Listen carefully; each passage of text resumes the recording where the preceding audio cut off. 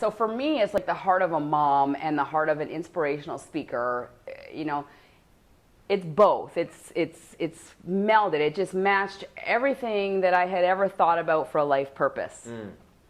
And here's the vehicle, which he does amazing things, and we're going to talk about that now for a few minutes.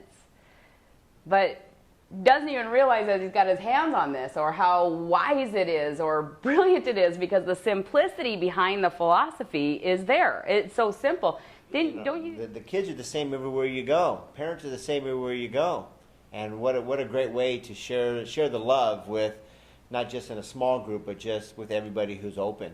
And that's really what it's going to be. Yeah. Right. And now being able to take this to the world and the technology and the venue, well, that's why you're seeing it now.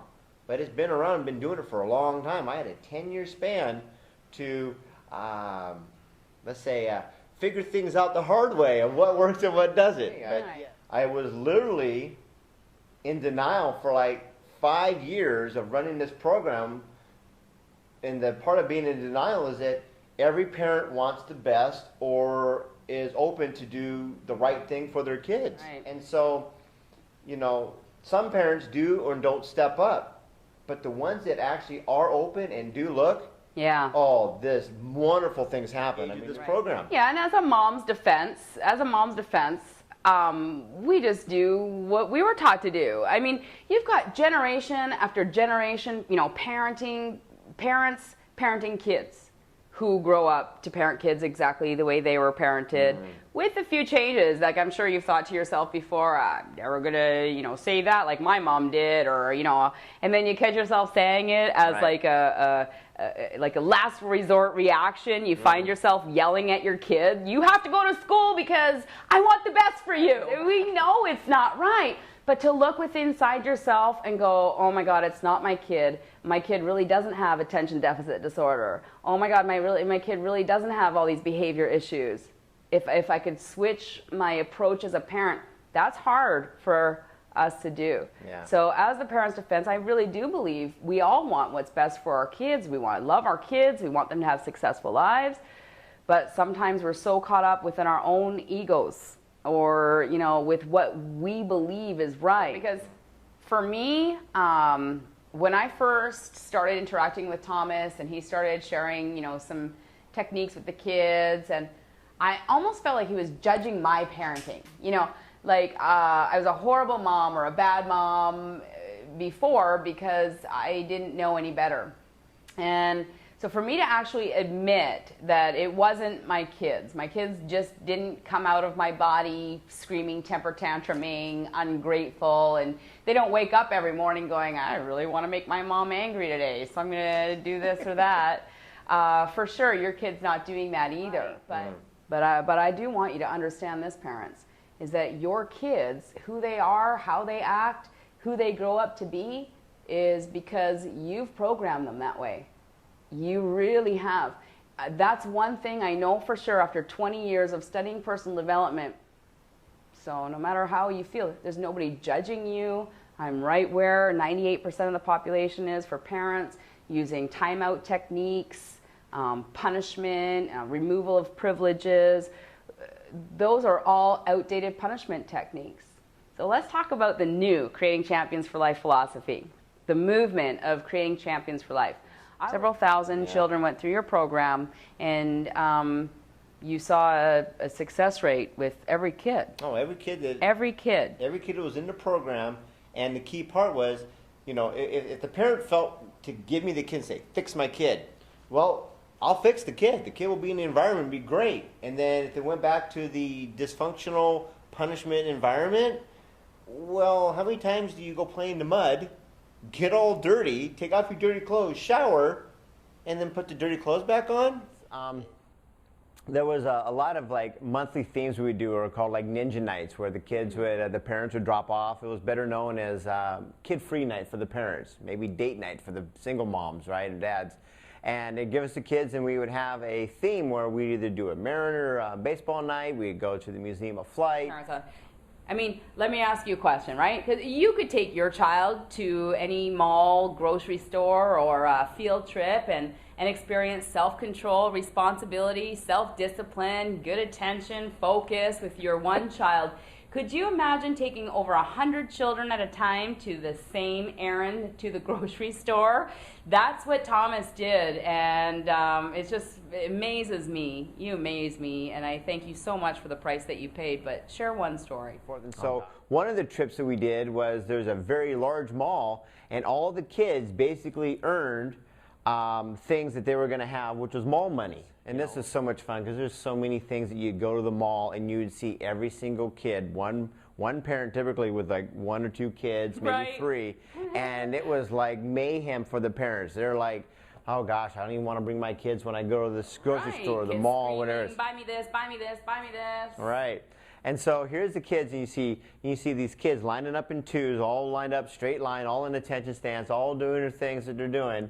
And we even got a letter from the mall owner. No one came with an instruction manual. So how many kids were at the mall all lined up in twos? Oh yeah, it was, well, we had a big giant school bus full, plus the other vehicles. Oh yeah, anywhere between 50 to 100 kids. There was other parents, and this is so much, I mean, you see it everywhere you go. These parents were like, see those kids? Why can't you act more like them? And we're just like, gosh, Mom, if you knew, they can. It's always a process. See, one of the things that I observed in the martial art training is, one is it's all punishment oriented. You know, I remember coming up, you got hit with the bamboo stick if your stance wasn't right. So see, that's all punishment driven. There's no guiding the behavior. And so as I made a commitment to myself, when I got high enough and I was going to run a school, I was going to look at, well, what's the opposite of punishment? Well, that's the guiding the behavior. See, I was diagnosed with dyslexia at a very young age, and I believe it was an actual gift because I could see both sides of the equation. I could see it. So I was like, here's these kids coming up in these ranks, and they could be in the system for 2-3 years in some other schools, but their character development was still the same. They weren't responsible. They were still like halfway through the ranking system, and Mom was still tying their belt before they went to class. I'm like, I mean, in Japan, you can get a black belt in anything because it means excellence. It's something to move up. We can go anywhere around the world and talk to any parents, any kids, anywhere, and that's really why you're here, Bonnie, because you're that magical person that, I mean, as a mom that's so passionate that is just reaching out to other parents, because if they knew just a little bit of what you know now, just a little bit, it would save families. Punishment. Right. And when you can shift it to guiding. It is amazing. It is absolutely phenomenal. Yeah. Well, yeah. The kids when they first came was, like I may have mentioned earlier, is, you know, here's my kid, fix him. He doesn't listen to me. He won't do his homework. He doesn't go to school. He backtalks. The rich kids were just as bad as the inner city kids. So Rich actually had more of a default because parents would just throw money at him like, well, here, I got your whole room of toys, leave me alone. Right. One that comes to mind, his name was Brandon. He was in 5th grade at the time, and one of our field trips we went to was to the library. Simply pick out any book you like, learn something new, and share it with the group. So as we got to the library, he was throwing, saying bad words and throwing things around and having a real tornado effect. He was literally throwing things and, threatening to run away. And I'm like, okay. So you could attack the actual, you're going to do this kind of punishment. Right. Like time out, you can't go to the library now, that kind of thing would be very normal. Yeah, when I met with his dad was like, boy, you're embarrassing me, I'm going to beat you, and all these other things. So very punishment oriented. And it's like, okay, well, it comes down to very simple, and this is one of the modules, right? It's like complaining. Complaining is really simple. It's a way of communicating that when we decipher it on our end, it's either they don't know how to do something because no one's ever taught them the life skill, and they don't know how to ask for help. Right. Or they just simply don't want to. And they found out that if they do certain in a certain way, people will give up on them or they'll do it for them. Yeah, correct. So he's acted out in such a way that teachers go, oh, okay, settle down. You don't have to go to the library. Okay, I won. Wow. So, long story of the short is we got him tested. I'm like, you know what? I believe he doesn't even know how to read. Okay. And this is like the first week that he's in our program. And sure enough, we got him tested. He's in 5th grade. He has below a 1st grade reading level. It was when we got him tested, we got him in the right class, we got him in the right thing to get him started, to catch him up. And then Dad and him had a chance to do a 10-15 minute starting session of doing reading together to help build. I mean, it was all these just common sense things that got into place that were missed for 4 years. I don't know how, but in this one it seemed just like the no-brainer. There it is. Wow. So when that actually got shifted and addressed and we worked on that, oh my gosh, this is a great boy. Well, he always was. Right. He always was. Yeah. And that's oh just my applying gosh. the philosophy to, you know, just this one example. That's so amazing, because that would be a child right there that would be diagnosed with attention deficit disorder. Or amongst anything else. It'd be diagnosed with X. Right, with some sort of behavioral disorder where we got to Right. medicate the kid so he doesn't throw things around when really he doesn't know how to read and he's embarrassed. So much fun. No, I love that because, you know, one of my kids was in grade 3, I believe, and he was having trouble reading. His IQ was off the charts, brilliant, but when it came to reading, he had a learning disability there.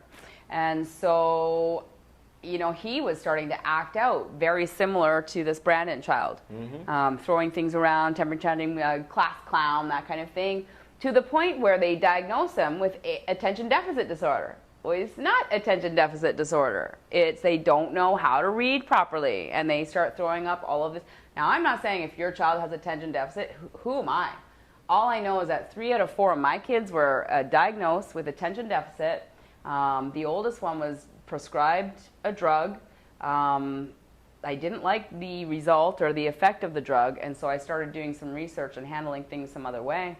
But that right there, the child just doesn't know how to read. And so he starts throwing things and temper tantrum and throwing this behavior that most people would deem a behavior disorder. So Thomas actually ended up over a 10-year period of time, had over 2,000 children actually register and attend and go through your program. Well, I mean, there's countless and countless results, but overall, what each of the children would be seeing, and you would see a character development where, you know, the first step was that self-control. They would learn to have control of their body and their actions. Is that when they knew the reward, like they wanted to earn their orange belt. Right. You know? Yeah. Then they'd actually start to develop that responsibility, which means they began to get rid of excuses. They began to take on that ownership of it is to be, it is up to me. Oh, this is 100% every single child. Every single time. Every single time. Didn't matter how many chairs they were throwing around or screaming at their moms. You would see every single kid would show you personal responsibility in that classroom. Absolutely. Wow. Yeah.